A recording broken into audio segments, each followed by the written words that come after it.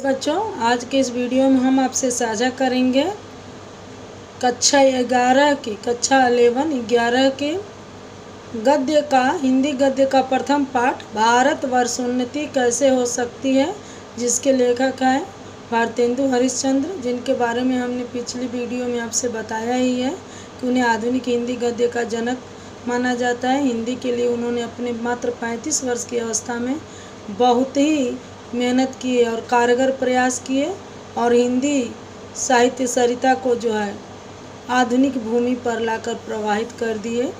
यानी हिंदी जो है जन जन की भाषा बन गई, हर एक के लिए सुगम्य और सुबोध हो गई। तो चलिए आज उनके इस पाठ पर हम चर्चा करते हैं। पाठ का नाम है भारतवर्ष उन्नति कैसे हो सकती है।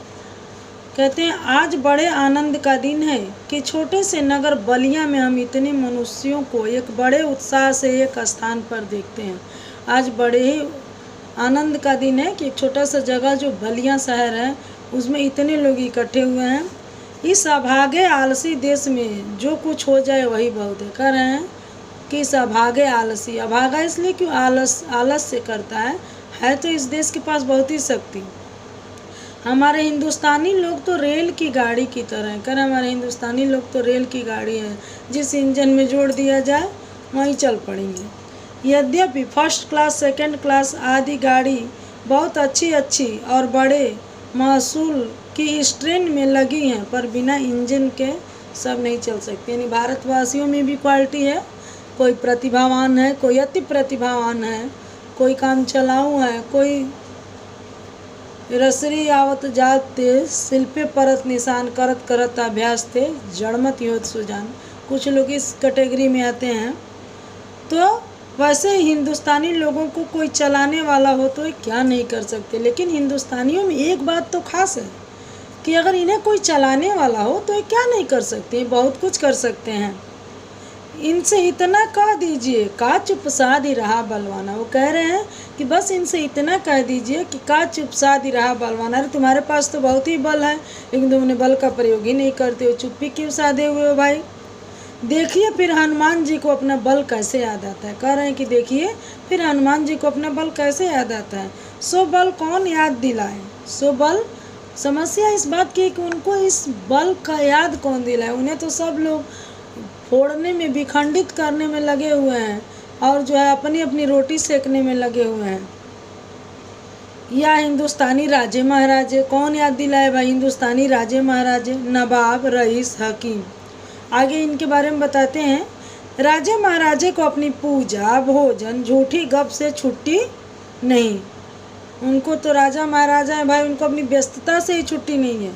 हकीमों को कुछ तो सरकारी काम घेरे रहता है। हकीम जो हैं उन्हें कुछ सरकारी काम घेरे रहता है, कुछ बाल घुड़दौड़ थिएटर में समय लगा, कुछ जो है उन्हें अपनी फैमिली में समय लग गया, कुछ समय बचा भी तो हुई, कुछ समय अगर उनके पास बचा भी तो क्या बात हुई भाई। तुम्हें गैरों से कब फुर्सत, हमें अपने गम से कब खाली। तुम्हें गैरों से कब फुर्सत, हम अपने गम से कब खाली। चलो बस हो चुका मिलना, न हम खाली न तुम खाली। उनके साथ ये वाली उक्तियाँ हैं कि उन्हें क्या करना है भाई। हम सरकारी नौकरी कर ही रहे हैं, हकीमों को सरकारी नौकरी से कहाँ फुर्सत की जाए देश की जनता के समुन्नति की बात करने।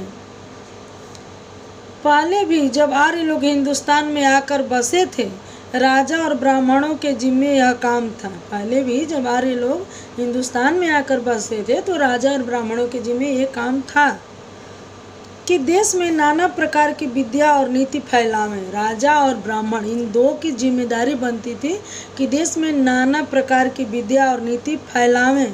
और अब भी ये लोग चाहें तो हिंदुस्तान प्रतिदिन प्रतिक्षण बढ़े। और आज भी ये राजा और ब्राह्मण चाहें तो हिंदुस्तान प्रतिदिन और प्रतिक्षण यानी प्रतिक्षण बढ़े, आगे की ओर बढ़े।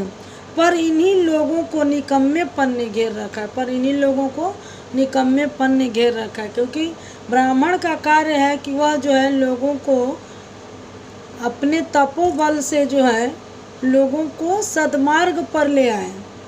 हम नहीं समझते कि इनको लाज भी क्यों नहीं आती। हम ये नहीं समझते कि इनको लाज भी क्यों नहीं आती कि लोग अपने कर्तव्य और दायित्व का निर्वहन नहीं करते, लोगों के अंदर धर्म की सही धारणा नहीं देते।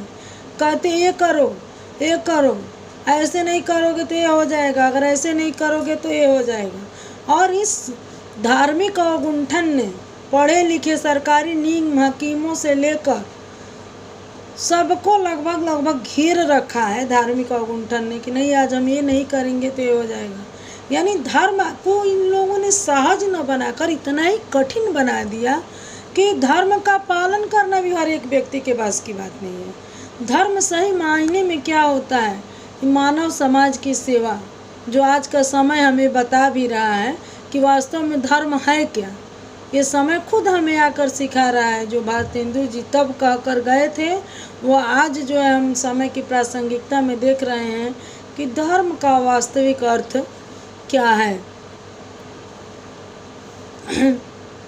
हम समझते कि इनको लाज भी क्यों नहीं आती कि जब समय में इनके पुरखों के पास कोई भी सामान नहीं था, जब इनके पुरखों के पास कोई भी सामान नहीं था, तब उन लोगों ने जंगल में पत्ते और मिट्टी की कुटियों में बैठ करके बांस की नालियों से जो ताराग्रह आदि भेद करके उनकी गति लिखी है वह ऐसी ठीक है कि 16 लाख रुपए के लागत की विलायत में जो दूरबीन बनी है उनसे उन ग्रहों को भेद करने में भी वही गति ठीक आती है। जब आज इस काल में हम लोगों को अंग्रेजी विद्या के और जनता की उन्नति के लाखों पुस्तकें और हजारों यंत्र तैयार हैं, तब हम लोग नीरी चुंगी के कतवार फेंकने की गाड़ी बन रहे हैं।